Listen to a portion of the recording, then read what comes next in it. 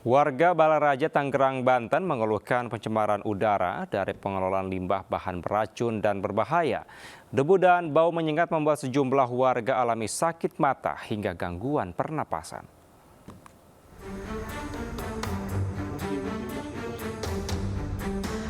Warga Desa Sentul, Kecamatan Balaraja, Kabupaten Tangerang, Banten mengeluhkan pencemaran udara di daerahnya. Rumah mereka kerap menerima debu dan abu sisa pembakaran dari pabrik milik PT Sinar Logam Indonesia. Tak hanya itu, mereka juga sering mencium bau menyengat. Kondisi ini membuat sejumlah warga mengalami batuk, sesak nafas, mata perih, dan sakit tenggorokan.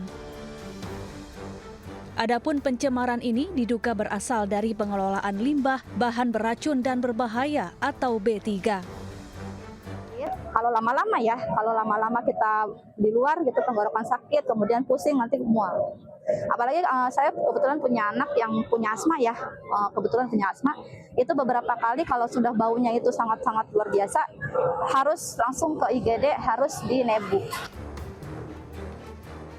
Sementara itu, Dinas Lingkungan Hidup dan Kebersihan Kabupaten Tangerang menyatakan akan menindaklanjuti aduan warga.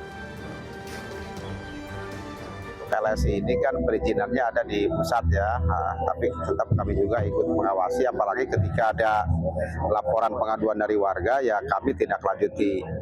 Dan sama seperti laporan yang lain di tempat lain, kami tindak lanjuti.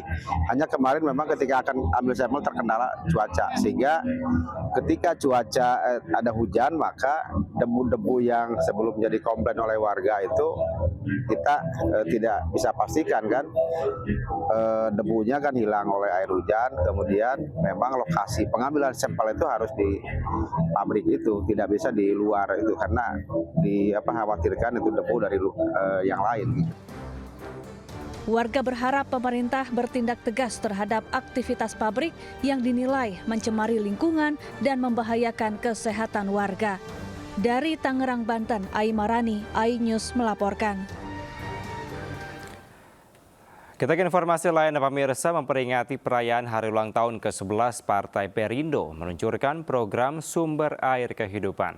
Program ini diwujudkan melalui pembangunan 11 titik sumur bor di berbagai daerah Indonesia yang masih sulit mendapatkan akses air bersih.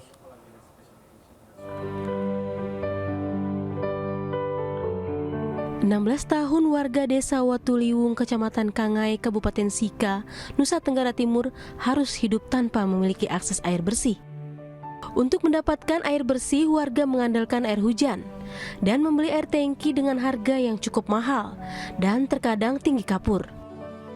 Kami selama ini air bersih itu kami sangat sulit sekali. Kalau musim hujan kami pakai bak penampung air hujan, tak ada hujan. Kalau ada uang kami dapat air, kalau tidak ada uang ya kami harus bersabar begitu.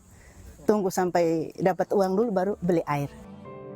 Kesulitan yang dihadapi warga desa Watuliwung menjadi titik awal program Sumber Air Kehidupan yang diinisiasi Partai Perindo. Partai pimpinan Angela Tanusudibio ini hadir memberikan akses air bersih dengan pengeboran sumur air, pemasangan pompa, dan membangun tempat penampungan air.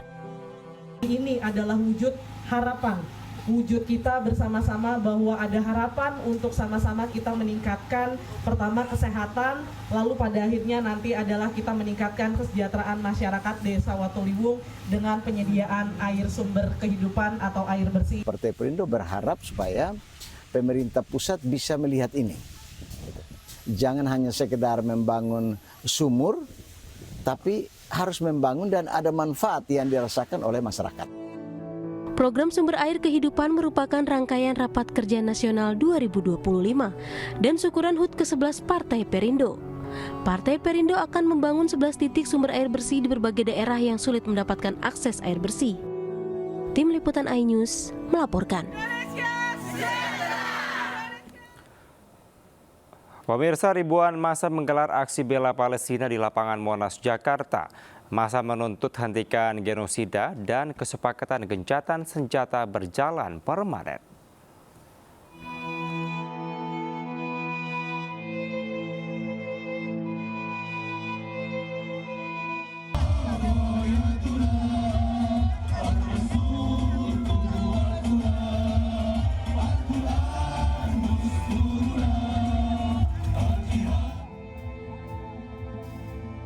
Ribuan massa menggelar aksi damai bela Palestina di lapangan Monas, Jakarta.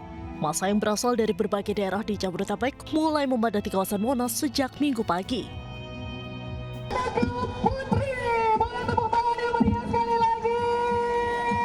Dalam aksi kali ini, massa mengawal kesepakatan gencatan senjata yang terjadi antara Hamas dan Israel. Massa berharap kesepakatan damai yang sudah tercapai bisa benar-benar menciptakan rasa aman bagi warga Palestina.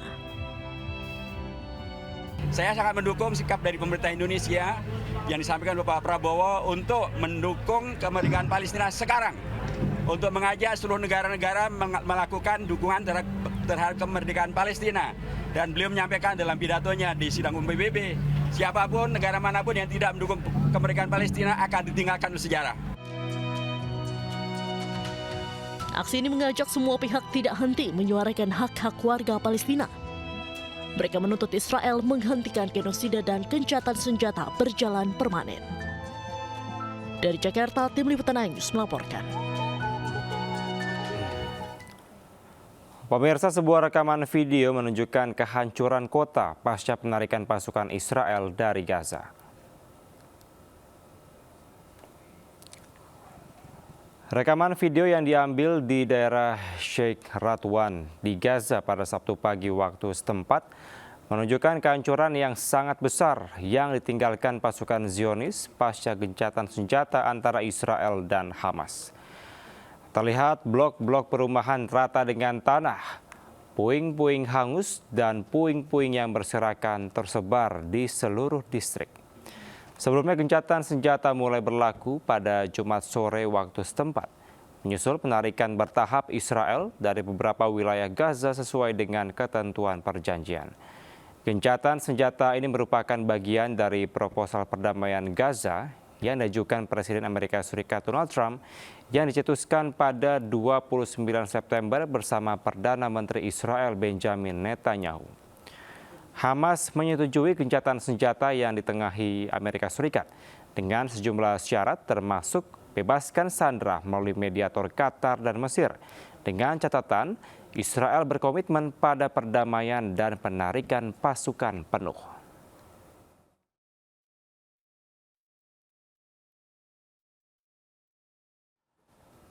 Pemirsa, truk-truk bantuan kemanusiaan mulai masuk ke wilayah Gaza, Palestina usai gencatan senjata.